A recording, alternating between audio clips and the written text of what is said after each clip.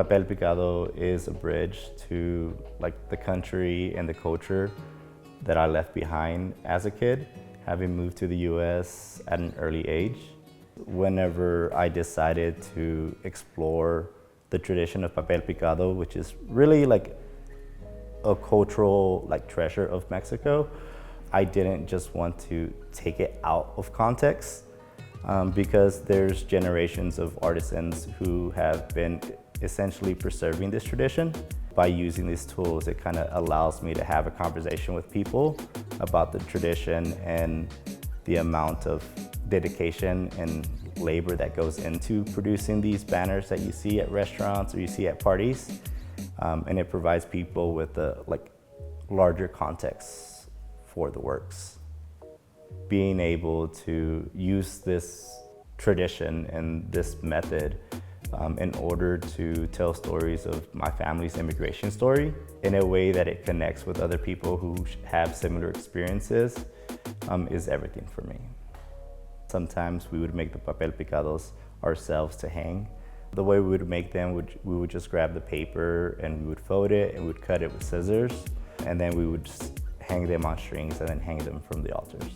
Whenever I looked at the subject matter and the images that were in my paintings, I really realized that it was a celebration of my culture.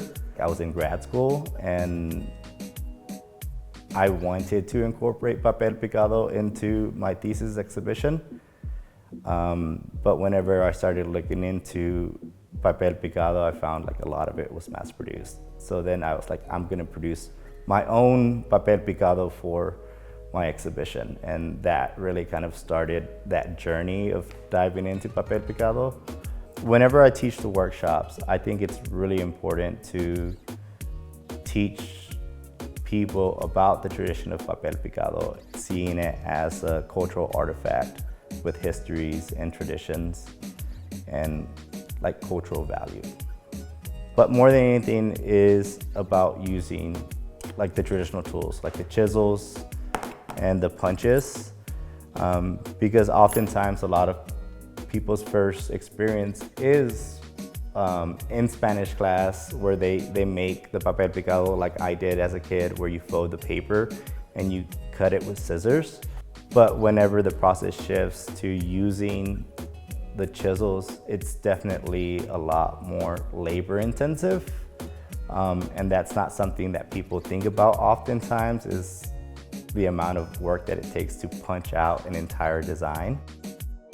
We are going to be creating Papel Picado using some traditional tools and the way that they were originally made. So the way that Papel Picado artisans typically work is they will take a stack of tissue paper like this, right? And what they will do is they would create a template.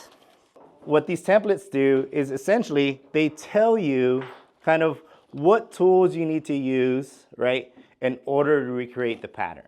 With this, artisans are able to create the same design over and over again so that they can make hundreds of banners. I'm gonna be giving y'all kind of like this gridded paper. I use the gridded paper a lot.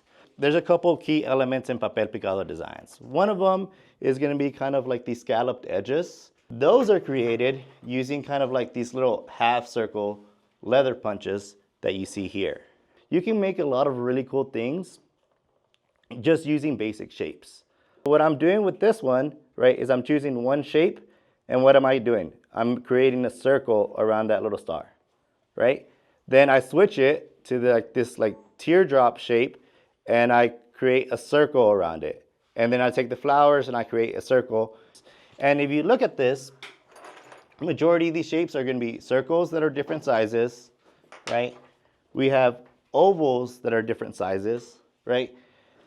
I would say grab about 4 to 5 sheets, and then y'all will grab one of these gridded papers.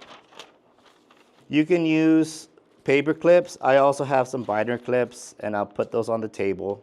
As you can see, your tissue paper is bigger than your gridded paper, so you can essentially work all the way up to the edge. Now from here, It's totally up to you to start designing what you want your Papel Picado to look like. I'm gonna do a design very similar to what I did on this one right here. Which one is it? On this one right here, where I'm just gonna kind of like repeat some of these shapes. So I'm gonna take some of these tools, and I'm also gonna take a cutting mat. What we'll do now is we'll take one of these. I'm just gonna take this square one. So I'm gonna basically take this, turn it at an angle, and hit it. When you hit it, it's actually gonna punch out the shape that you have created. Y'all see that? But now, right, you start creating this like pattern on your paper. Y'all see that? And the beauty of this, right, is you can go from something super, super basic to creating much more complicated shapes like this, right? And it's just using a variety of those curves, right, and those straight lines, and you can kind of combine those chisels to create more complicated shapes. In order to create those scalloped edges, what we'll do is we'll hit it once, and then we'll line up the edge of the half circle with the ending of the previous one. And you repeat it over and over again. You get these beautiful little scalloped edges. Y'all see that? Awesome, right?